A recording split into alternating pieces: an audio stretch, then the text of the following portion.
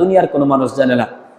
সুতরাং আমি যে আমার এত এত আশা রাখি যে ঘর বানানোর পরে, ছেলে মেয়েদেরকে বিয়ে দেওয়ার পরে, চাকরি লাগার পরে, আরেকটু বয়স হোক, সুস্থতার পরে, তারপরে আমি হজ আদায় করব।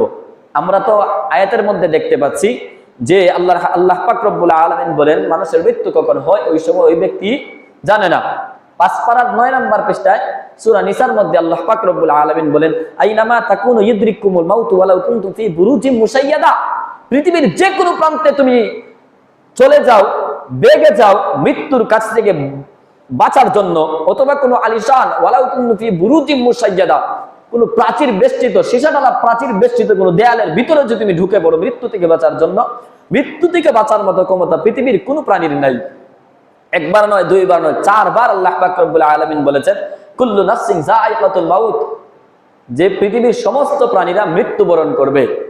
সুতরাং আমার মৃত্যু কখন হবে আমি জানি না, কালকে আমার কোন বিপদ আসবে এটা আমি জানি না, কালকে আমার অর্থ সম্পদ থাকবে কিনা এটা আমি জানি না, আমার ছেলের বিয়ে পর্যন্ত আমি বেঁচে থাকতে পারবো কিনা এটাও আমি জানি না, আমার সম্পদ কালকে আমার পর্যন্ত থাকবে কিনা, আমার ব্যাংকের মধ্যে কালকে আমার সম্পদ থাকবে কিনা এটা আমি জানি না।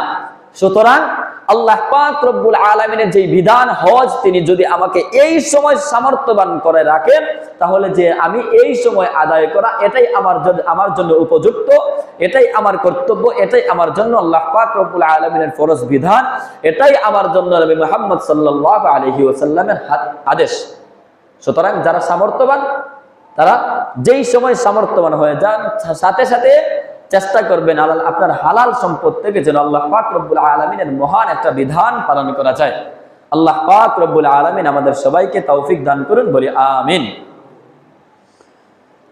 সুতরাং আমরা জানতে পারলাম হজ ফরজ হওয়ার সাথে সাথেই হজ আদায় করতে হবে। এখন আমাদের জানতে হবে হজের ফজিলত। হজের অনেক ফজিলত আছে, তোর মধ্যে 3টা বা 4টা ফজিলত আজকে আপনাদের সামনে আলোচনা করব। হজ একটি বড় ইবাদত, পাশাপাশি হজ একটা কষ্টের ইবাদত। যে কোনো মানুষের যাদের শরীর দুর্বল, আরেকটা জিনিস যেই সমস্ত মানুষের অতি বৃদ্ধ এদেরকে চেষ্টা করবেন যুবক থাকতে যেন হজ আদায় করা যায়। কেননা সাফা মারওয়ায় যে সাই করা, একটা থেকে একটা পাহাড় থেকে আরেকটা পাহাড় উঁচু থেকে উঁচু যাওয়া, এরপরে রমল করা, তারপরে আপনার তওয়াফ করা, এগুলো বুড়া কোনো মানুষে পারবে না, ভালো করে আদায় করতে পারবে না। এর জন্য পুরোপুরি ভাবে পুঙ্খানো ভাবে যেন আপনি হজের প্রত্যেকটা বিধান, প্রত্যেকটা হুকুম, প্রত্যেকটা কাজ যেন আপনি আদায় করতে পারেন, এর জন্য চেষ্টা করবেন যে যতক্ষণ আপনার শরীরের মধ্যে শক্তি সামর্থ্য আছে ওই সময় যেন আপনি হজের উদ্দেশ্যে বের হতে